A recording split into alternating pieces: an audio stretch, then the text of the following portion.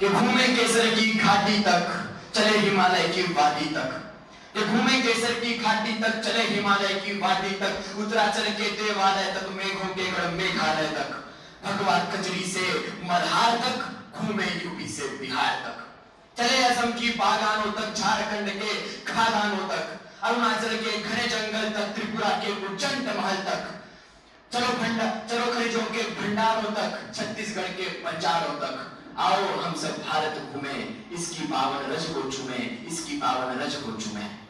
नमस्कार मित्रों, हिमालय की वादियों से लेकर रामेश्वरम की लहरों तक, अरबी समुद्र से लेकर पंजाब की खाड़ी तक फैला हुआ मेरा विराट भारत देश और उसके पोलादी संविधान को शतशः नमन करके मैं ज़ैद अबुल हसन शेख आप सभी के सामने मेरा भारत महान इस विषय पर अपने कुछ ख्याल, अपनी सोच, अपने विचारों को साझा करने के लिए यहाँ पे खड़ा हूँ। मैंने जब ये विषय पढ़ा कि मेरा भारत महान, तो मेरे मन में एक ही सवाल आया। वो सवाल गूंजता रहा और वो सवाल के गूंज में मुझे एक बहुत ही बड़ा सदमा और खतरा दिखाई दिया, और वो था कि मेरा भारत देश महान है, था या होगा। और इन्हीं सवालों के जवाब में जो कुछ मेरे हाथ पे लगा वो सब कुछ मैं आपके सामने बिखेर कर रखना चाहता हूं, क्योंकि मेरा भारत देश महान है, था या होगा, ये कहने के लिए, ये सीना ठोक कर कहने के लिए मेरे पास कोई उपलब्धि नहीं है। मैं अपने आप को उतना पात्र नहीं मानता। मित्रों, महानता की व्याख्या क्या है? क्या है महानता की व्याख्या? अपने आबो अजदादों को, रीति रिवाजों को, स्वर्णिम इतिहास को, कले की मिठास को भुलाना महानता की व्याख्या है क्या? सरहद में बहते खून को, खेत जोतते जुनून को, महिलाओं के सम्मान को, पीड़ित दलित जनमान को पैरों के तले रौंदना, उन पे जुल्म ढाना, ये महानता है। अगर ये महानता है तो इसका भागीदार मैं नहीं हूं। मित्रों, मेरा भारत, किसानों का देश भारत, विश्व गुरु भारत, युवाओं का, जवानों का खेत भारत आज किस राह पे चल रहा है? मित्रों, ये वही भारत देश है जिसने सारे जगत को, सारी दुनिया को शून्य दिया, जिसने भूगोल शास्त्र दिया, जिसने खगोल शास्त्र दिया, जिसने साहित्य का भंडार दिया, जिसने कला दी, जिसने प्राचीन भाषाएं दी। लेकिन इस भारत को हमने क्या दिया? क्या दिया हमने? मित्रों, स्वामी विवेकानंद कहते थे कि देश में अगर किसी में ताकत है देश का रूप बदलने की, शक्ल बदलने की, तो वो सिर्फ और सिर्फ युवा है, युवा है, युवा है। और महानता है क्या? मैं ये नहीं मानता महानता और प्रगति बस क्रांति में है। मैं मानता हूं कि महानता और प्रगति देश की शांति में है, देश की स्थिरता में है। आज के युवक अपनी विध्वंसक शक्ति और असुरी आनंद की लालसा में किस हद से गुजर रहे हैं, जिसकी बदौलत हमें रोज देश में 86 से ज्यादा बलात्कार के केस दिखने मिलते हैं। क्या ये महानता की राह है? आए दिन धर्म के नाम पे खून होना, किसी का मर्डर होना आम बात हो चुकी है। क्या ये महानता की व्याख्या है? हमने प्रेम जैसी नितल सुंदर भावना को धर्मजात के पिंजरे में बांध दिया। क्या ये महानता की राह है? दोस्तों, 15 अगस्त और 26 जनवरी को हम आजादी का जश्न मनाते हैं, लेकिन इस आजादी में जिनका सबसे बड़ा सहकार्य सहयोग रहा वो सरदार वल्लभ भाई पटेल। उनकी आत्मा, रूह कांप जाती होगी जब वो सुनते हैं कि देश के उत्तर से और देश के दक्षिण से एक अलग अलग देश की मांग होती है। क्या ये महानता की राह है? हम आज प्रगति के राह पर हैं, विकसित हैं, 21वीं सदी में जीते हैं, लेकिन आज भी दुनिया के सर्वोच्च लोकतांत्रिक देश को अपने चुनाव जीतने के लिए धर्मवाद जैसी घिनौनी चालों का सहारा लेना पड़ता है। क्या ये महानता की राह है? दोस्तों, मैं सीना ठोक के ये नहीं कह सकता कि मेरा भारत महान था या मेरा भारत महान है, लेकिन मैं इसका जरूर आश्वासन दिला सकता हूं कि मेरा भारत महान होगा, क्योंकि इसकी जिम्मेदारी हम युवाओं के कांधे पे है। आज का युवा सोया हुआ है, लेकिन अभी तक मरा हुआ नहीं है। आज के युवा, उसका ज़मीर जिंदा है, उसके अंदर एक जुनून है, उसके अंदर एक आत्मीयता है, देश के प्रति प्रेम है, भावना है। आज ये दीवार पर्दे की तरह हिलने लगी, लेकिन शर्त ये थी कि ये बुनियाद हिलनी चाहिए। सिर्फ हंगामा खड़ा करना मेरा मकसद नहीं, मेरी कोशिश है कि ये सूरत बदलनी चाहिए। मेरे सीने में नहीं तो तेरे सीने में सही हो कहीं भी आग, लेकिन आग जलनी चाहिए, लेकिन आग जलनी चाहिए। धन्यवाद। गायत्री गप्पा मेट्रे, मैं बीए भाग 2 की छात्रा हूँ और मेरा विषय है हिंदी हमारी भाषा। एक भाषा है आशा भरी जिसका नाम हिंदी है। एक भाषा है आशा भरी जिसका नाम हिंदी है। हिंदी केवल जुबान नहीं, हिंदी केवल जुबान नहीं, देश के माथे की चमचमाती बिंदी है। देश के माथे की चमचमाती बिंदी है। हिंदी ह से ही हिंदी और ह से ही हिंदुस्तान है। ह से ही हिंदी और ह से ही हिंदुस्तान है, तभी तो हमारा देश महान है। हिंदी ये वह भाषा है जो अ से अज्ञानी से शुरू होकर ज्ञ से ज्ञानी बनाकर छोड़ती है।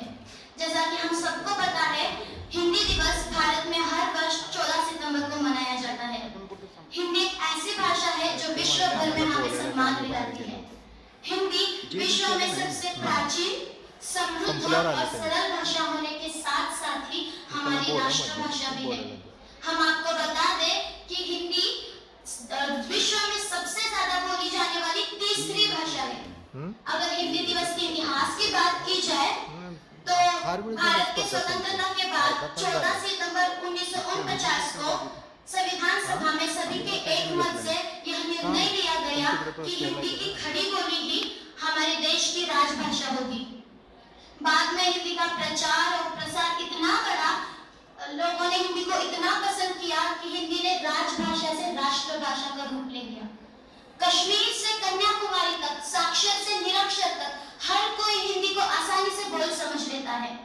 अब हमारी हिंदी अंतर्राष्ट्रीय स्तर पर भी बहुत पसंद की जाती है।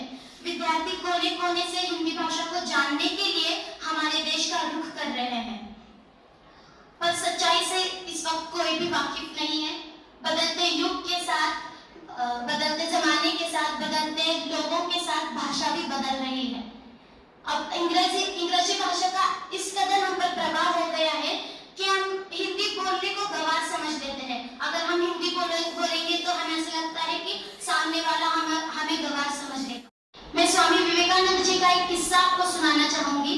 ये बात है साल 1899, लॉस एंजलिस अमेरिका में हमारे ज्ञान के शिखर पुरुष स्वामी विवेकानंद जी से एक अमेरिकन ने सवाल किया। जाहिर सी बात है, वो अमेरिकन था तो उसने पहले अंग्रेजी में सवाल किया, how are you Swami ji? तो स्वामी जी ने हिंदी में जवाब देते हुए कहा, मैं ठीक हूँ। उस अमेरिकन को लगा शायद स्वामी जी को अंग्रेजी नहीं आती, तो उस अमेरिकन को भी टूटी फूटी हिंदी आती थी, तो उसने अगला सवाल हिंदी में किया, भारत से यहाँ आकर आपको कैसा लग रहा है? तो इस बार स्वामी जी ने अंग्रेजी में उत्तर देते हुए कहा, I am feeling good, your country is very beautiful and developed. यह बात सुनकर उस अमेरिकन को बहुत आश्चर्य हुआ और उसने पूछा, ये क्या? जब मैंने आपसे अंग्रेजी में सवाल किया तो आपने हिंदी में उत्तर दिया, और जब मैं अब आपसे हिंदी में सवाल कर रहा हूँ तो आप अंग्रेजी में जवाब दे रहे हैं, ऐसा क्यों? तो स्वामी जी ने मुस्कुराते हुए कहा, जब तुमने तुम्हारी मातृभाषा में मुझसे प्रश्न किया तो मैंने अपनी मातृभाषा में तुम्हें उत्तर दिया। जब तुमने मेरी मातृभाषा का सम्मान करते हुए मेरी मातृभाषा में मुझसे प्रश्न किया तो मैंने तुम्हारी मातृभाषा का सम्मान करते हुए तुम्हारी मातृभाषा में तुम्हें उत्तर दिया। जब हमारे ज्ञान के महापुरुष जिन्हें हर एक भाषा अवगत थी, वो अमेरिका में जाकर हिंदी बोल सकते हैं और अमेरिकन से हिंदी बुलवा सकते हैं, तो हम कौन होते हैं? हिंदुस्तान में रहकर भी अंग्रेजी बकने वाले। हम हिंदुस्तान में रहते हैं तो हमें हिंदी बोलनी चाहिए, हमें अपनी भाषा का सम्मान करना चाहिए।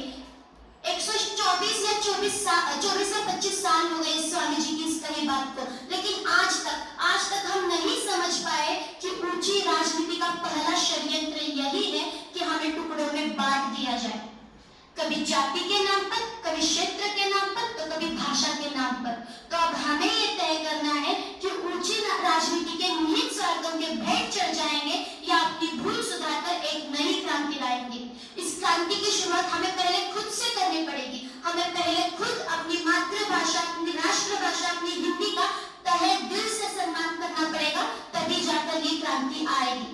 अंत में मैं सिर्फ इतना कहना चाहूंगी, जन जन की भाषा है हिंदी, भारत की आशा है हिंदी।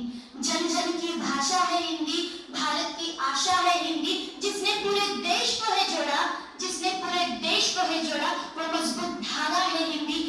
मजबूत धागा है हिंदी। धन्यवाद।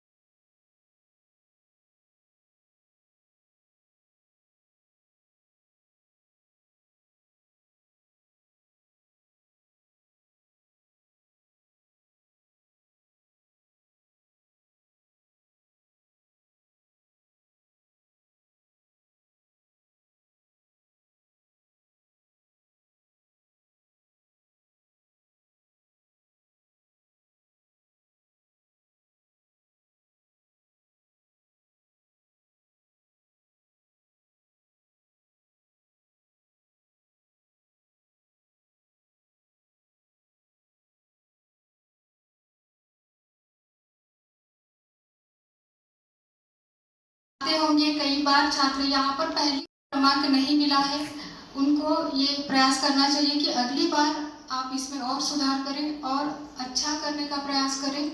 यही एक संदेश है और सभी को बहुत सारी शुभकामनाएं। यहाँ पर जो क्रमांक निकाले गए हैं, विचार पद्धति के लिए, विषय का आकलन के लिए, प्रस्तुतिकरण, भाषा शैली, इन सब के आधार पर क्रमांक निकाले गए हैं। किसी एक